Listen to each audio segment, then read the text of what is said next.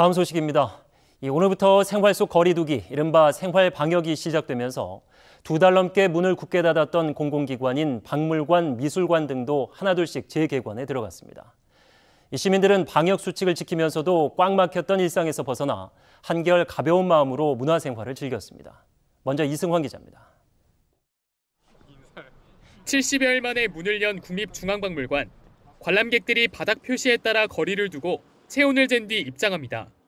어린이 박물관 화장실입니다. 아이들이 충분한 시간을 들여 손을 씻을 수 있도록 노래 비누도 마련됐습니다. 오랜만에 나들이를 나온 아이는 들뜬 마음을 감추지 못합니다. 코로나 때문에 많이 답답했는데 이렇게 나와보니까 기분이 되게 좋아요.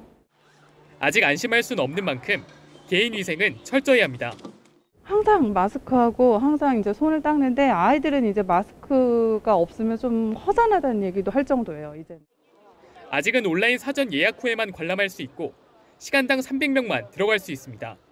당분간은 단체 관람이 중지되어 있습니다. 학생 단체 관람이라든가 일반 사설 단체 관람은 당분간은 자제해 주셨으면 감사하겠습니다.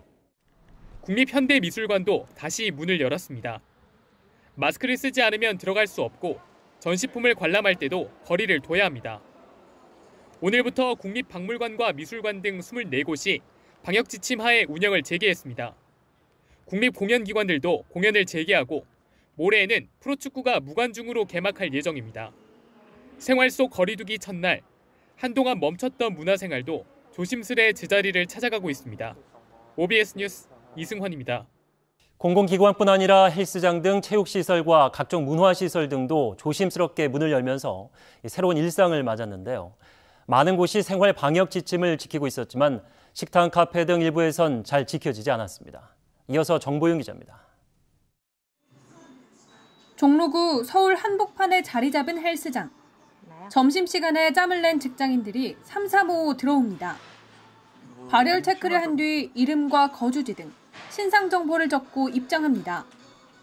운동기구들은 사용 전후로 바로 소독이 이뤄집니다. 사회적 거리두기 기간에는 제공되지 않았던 운동복과 수건대요도 다시 시작됐습니다. 편의시설 이용이나 이런 거가 많이 제한이 됐었기 때문에 좀 많이 불편했었고 좀 더 생활이 편해질 수 있지 않나 기대를 해봅니다. 샤워실 같은 공용시설은 이용을 자제하는 게 지침이지만 현실적으로 어려운 측면도 있습니다. 걱정을 많이 하신 분들은 이제 다시 나오기 시작을 하신 경우도 있습니다.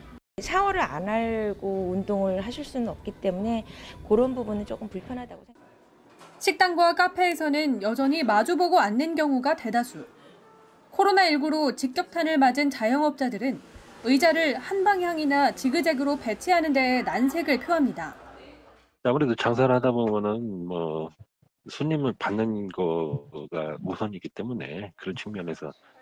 다만 생활 속 거리두기 지침은 지키지 않아도 처벌받지는 않기 때문에 개인의 자발적 노력이 더 중요해졌습니다. OBS 뉴스 정보윤입니다. 앞서 보신 것처럼 오늘부터 생활 속 거리두기가 시작된 가운데 국내 신규 확진자는 해외 유입 환자 2명을 제외하고 지역사회 감염은 없었습니다.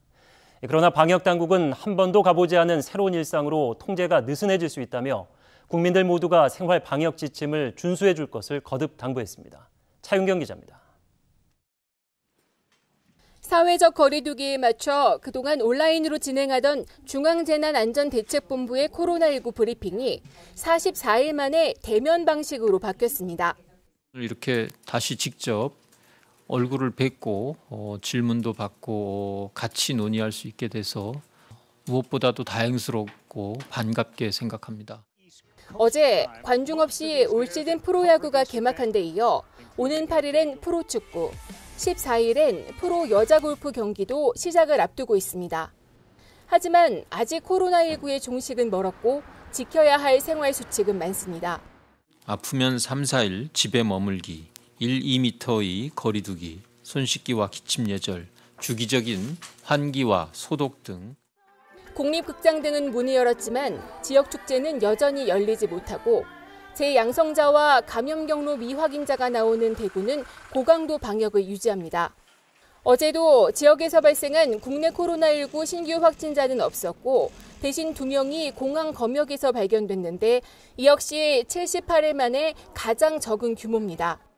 모두 쿠웨이트에서 2명이 입국되었고 지난 4일간 총 6명이 쿠웨이트발 입국자에서 확진이 되었습니다. 1,806명 중 9,300여 명이 격리 해제됐고 이 중 356명이 재양성 판정을 받았지만 이들로 인한 추가 감염은 아직 확인되지 않았습니다. 날씨가 더워지며 에어컨 사용 여부도 화두로 떠올랐는데 방역당국은 수시로 환기하며 사용할 것을 권고했습니다. OBS 뉴스 차윤경입니다.